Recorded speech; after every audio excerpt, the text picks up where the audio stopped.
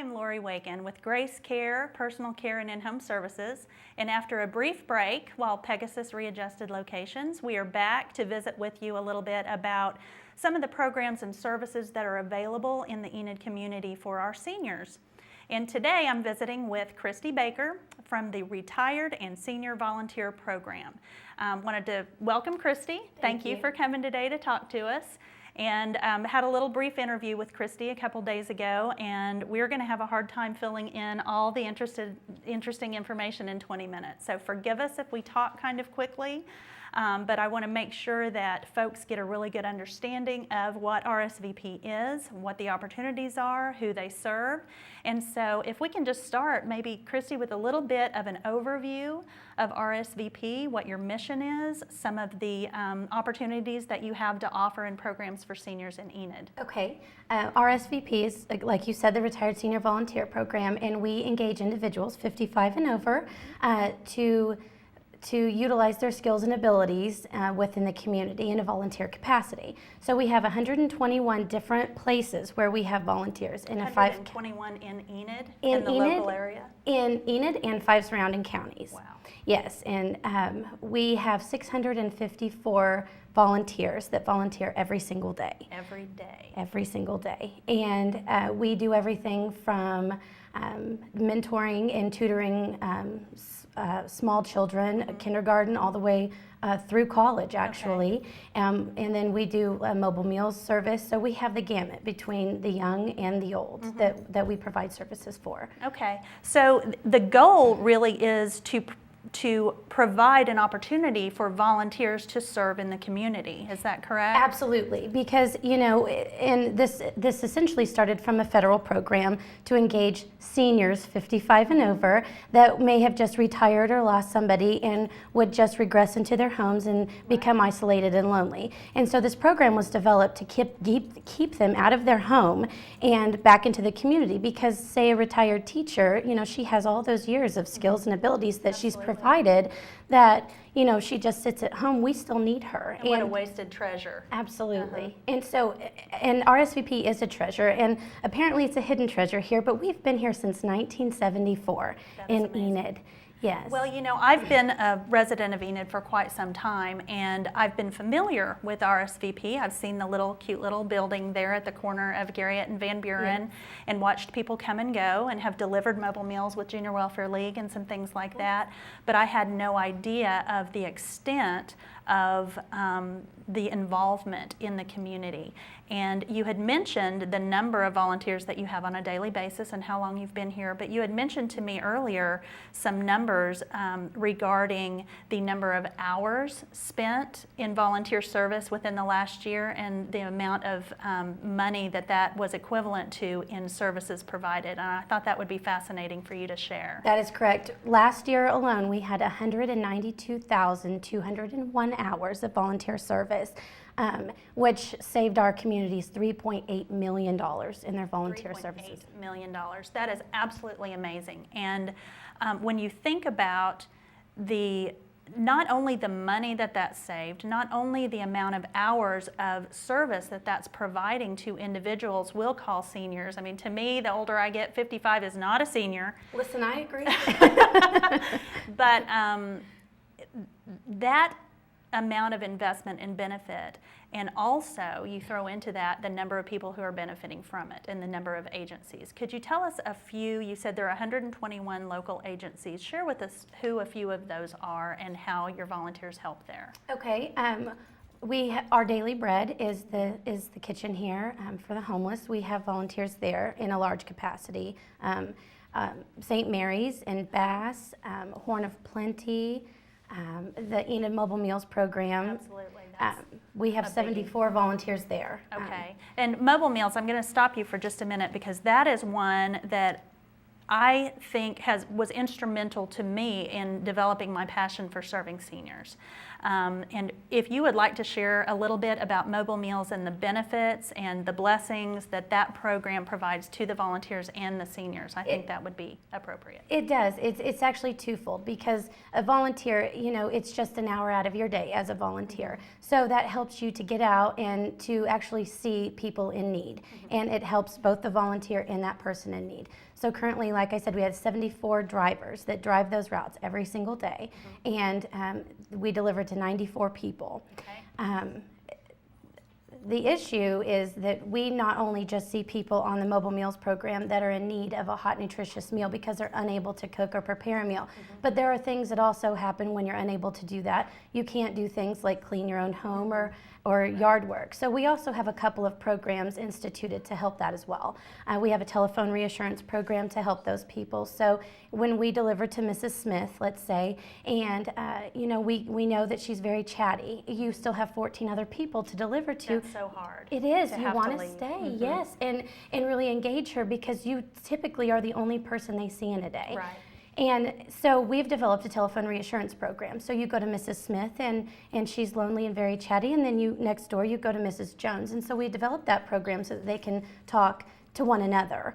And then we also are starting to provide a chore services program. It's in the works, but it is our mission to be able to provide them with a house cleaning and a yard services. So not only are they getting a meal, but they're also getting socialization through us, and then we can see if there's another need for them when we deliver the meal, because really we have developed relationships with every one of them. Absolutely. And I know personally from having participated in that program what a difference that can make in that senior's ability to remain in their home rather than, say, go to a nursing home or another living facility of some sort. And that inevitably is our mission, is to keep the elderly in their homes for as long as possible, because it's hard to be able, you've lived there for all your life, and because you can't prepare your meal or you're worried that the burner's on or you've forgotten it, that you can't stay. So when children with their parents, still live here and they've gone off, they're still worried about them. So typically we become their eyes and ears, and it helps their children, in a different location to be able to just feel okay about mom and dad being at home. Yeah, well, that is of inestimable value to the seniors, and that is just one of the many programs and services that you all offer. Tell me how, say someone wants to volunteer or is interested in maybe being a Mobile Meals delivery driver but doesn't know what's involved, maybe thinks I can't do that every day, or I don't really know. What would you say to them about how to get started? The great thing about being a volunteer is you're essentially your own boss. If you can donate just an hour of your time a month, a week, a day, then we have volunteer opportunities for that. For Mobile Meals, it is just 1 hour a day, typically over your lunch break. So even if you are of the working age and you think, well, I want to deliver, or I want to volunteer, but I have a job, this actually would allow you to continue to volunteer, because it is over the lunch break. Right. And there's a system in place that you just come to the office, simply fill out an application, or we can mail, email.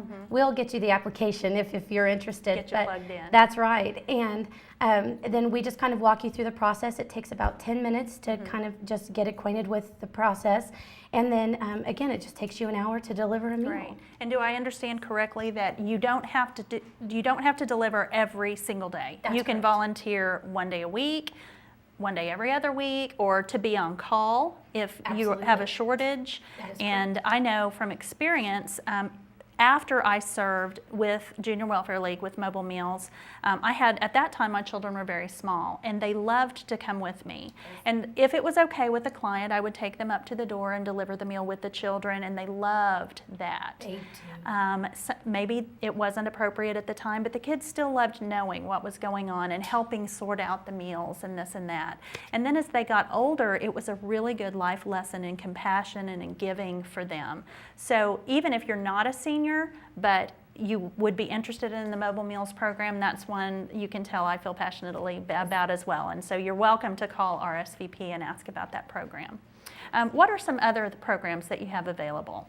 Well, we actually, like I had mentioned, we have a 5-county catchment area. So right now we are working with the American Red Cross to develop a disaster recovery program. So obviously we're all aware of the more tornadoes, and so if if something like that were to happen in the Enid area, we are trying to put something together through the American Red Cross. And so if something were to happen, we can just dispatch those volunteers. Proactively prepared. Yes, yes. We are working very diligently with them to do that, and to make sure that that when a disaster strikes, that we can be able to just hit the ground running and help those. Great. You visited with me a little bit about a program that you have available that maybe a lot of people aren't aware of to help with taxes. Tell us a little bit about that program. That's called the VITA program, and that's at Oakwood Mall. And obviously, it's just during tax season, but they are all retired accountants or accountants that volunteer their time to help seniors with their taxes. Okay. So if anyone is interested in doing that during tax time, just call the Oakwood Mall and ask for the VITA program, and they'll dispatch you over to their office. Okay, that's good to know. Yes. Very good to know, especially when that time approaches. That's becoming almost impossible to figure out your own. And it's taxes. intimidating. It is. Yeah. It so is. that kind of takes that away from them to have to worry about it. Well, I know that you all are very supportive of your volunteer team and very proud of them. And you had talked to me a little bit about a dream team. I thought that was kind of neat. Do you want to share a little bit about your dream team? Absolutely. I'm sure she wouldn't want me to mention her name, but she's 96 years old. This is a volunteer. It is. And she kind of initiated this dream team. And there are accumulation of about 11 of them that come together. And so anytime the Chamber of Commerce needs newsletters done, they call her and she gets her team together and they get down there and they do the newsletters. They are absolutely invaluable to the United Way Chili Cook-Off. Every year that they are there and they're taking tickets, and she just really has her hand with the dream team. And anytime that we have any need for transportation assistance, if someone were to call in an emergency and really just had maybe forgotten that they had a doctor's appointment and needs to go, they have no one else to call, we call someone from the dream team, and they are in a minute's notice. They're there to make sure that someone has a ride to the doctor's office, and they sit there with them. Great. So instead of having to go on the transfer, if maybe you're at a doctor's appointment and you're not sure what they might say, to just have someone that's passionate and caring to sit there and wait for you, and then maybe someone to talk to on the ride home. Well, and we know at Grace Care of so many situations where someone doesn't have their own transportation, they're not feeling particularly well that morning, they're intimidated by the thought of just waiting in the waiting room and filling out the paperwork and then making their way back home, and so they'll just cancel their appointment, and they tend to kind of neglect their health in that way. And so knowing that there is that service available in an emergency could make a huge difference to someone. For these programs, is there a income level that is required to be able to qualify, or how does that work? There is absolutely no requirement. Now, through the Rsvp, to become a volunteer yourself, then typically it was 55 and over. But because we're a United Way partner agency, they in the years past had asked us if we would be interested in helping with junior volunteers, someone that might be interested in a younger, the younger population volunteering. So we allow for that as well. There are a couple of regulations as far as mobile meals, and it isn't age and it isn't income. It's just that you're able to pay $67 a month for the meals. Great, which is very reasonable. Oh, yes. I mean, again, so that comes out to at most $2.81 a meal. There's essentially no requirement, because we want anyone to be able to come to us and not be intimidated or have regulations against them before they come to us, because we want to be a resource for them no matter their walk of life. That's great. So if it was someone that maybe you didn't have a program for, you could let them know, educate them about someone in the community that they could call. So a clearinghouse of information type Absolutely. of thing. And that is such a wonderful thing about having 121 stations, is that we're faced forward with each one of them. So if we can't help them, we know who to refer them to. Wonderful. You mentioned that your funding originally was federal, and so has it moved to more state and local and private? How are you funded now? It is still the same. We are federally funded and we are state funded. And what we choose to do with being federally funded and state funded is that we utilize those funds for operating costs. So if we have private foundations and we have fundraisers and we have a campaign called our Special Friends campaign, people who donate to the program, that actually goes to the volunteer because of the overhead myth that people don't like to donate to operating costs. Yes. We make certain that we earmark anything federal or state to our operating costs. So that anyone that does donate to our program, they are actually helping. So if someone donated $67 and said, I want to pay for someone's meals, that's exactly what that money would go for. Wonderful. And I'm sure that does make a big difference. And so if there is a business out there, an entity or a group or an individual that just had some money they wanted to donate, you would welcome it with open arms. Absolutely, absolutely we would. Great. And so we will make sure that we have Christy's phone number available at Rsvp in case you happen to have some money burning a hole in your pocket for a very, very worthy cause. Now that brings me to another one of your programs that I've recently become familiar with, the Christmas ornament sales. Can you tell me a little bit about that? Yes, so this is the 7th year for H. Holden has made the pewter ornaments.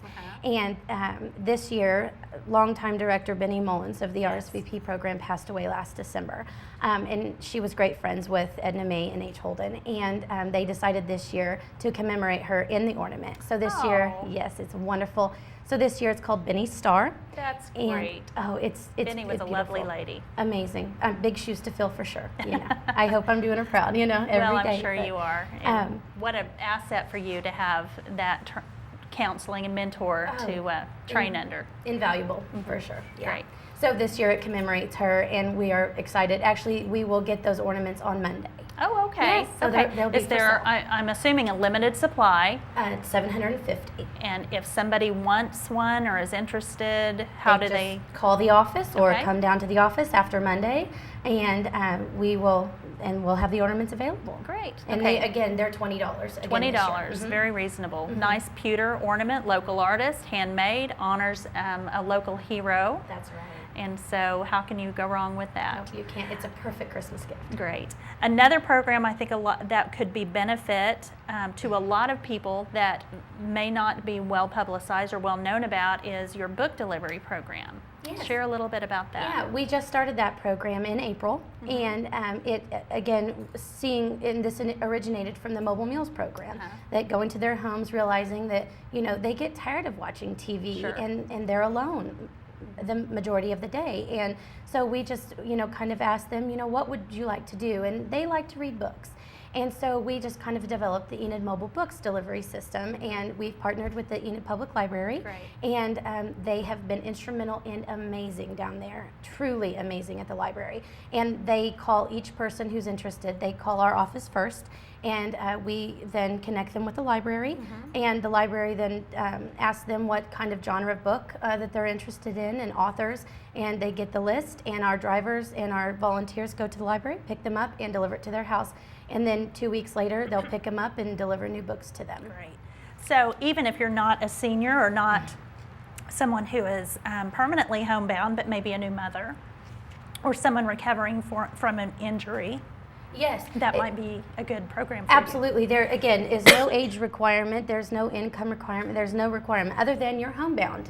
Like you said, even just temporarily. You just maybe had a baby and you just still want to read a book. I don't know if that's possible if you just had a baby and have time to read a book. But in a dream world, that could happen. Absolutely. Or if you've had knee surgery and you just are out for 3 weeks and just really want to get your hands on a good book, then we'll deliver. Wonderful. Yes. In closing, unfortunately, I could talk to you for a long time, but what would be something that you would like to share with the community about RSVP, something maybe that they're not aware of or that you feel is important for this community to realize about your agency?